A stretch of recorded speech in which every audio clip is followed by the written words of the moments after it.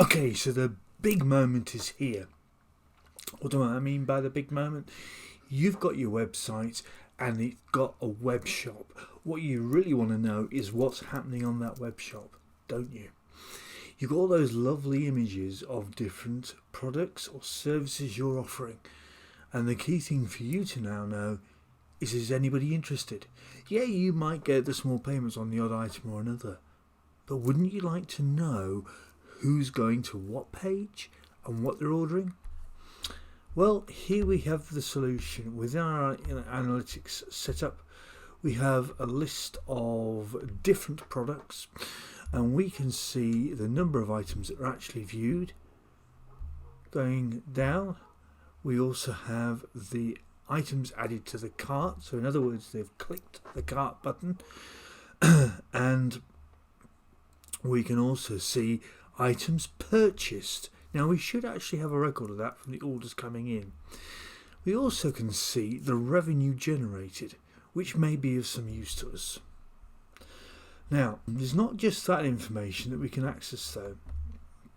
We can see a number of other key bits of information, including from our different pages, the views per user.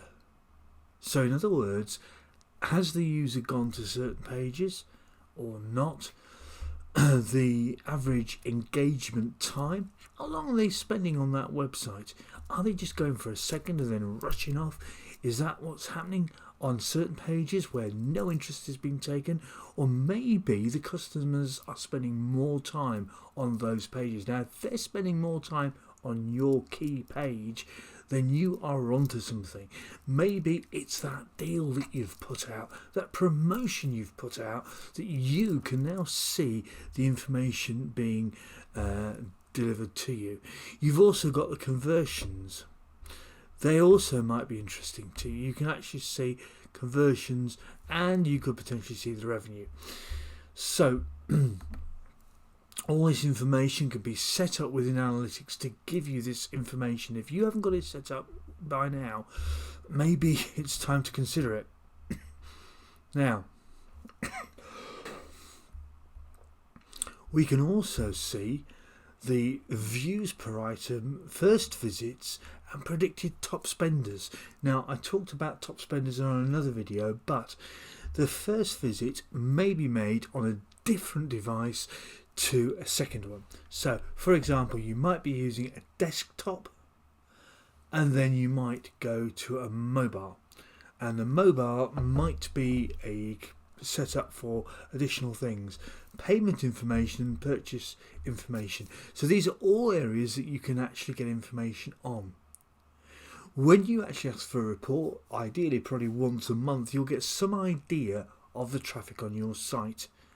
And that can be so important. It can be shared in a PDF, graphics, etc. You can set it up even in a database or spreadsheet kind of thing.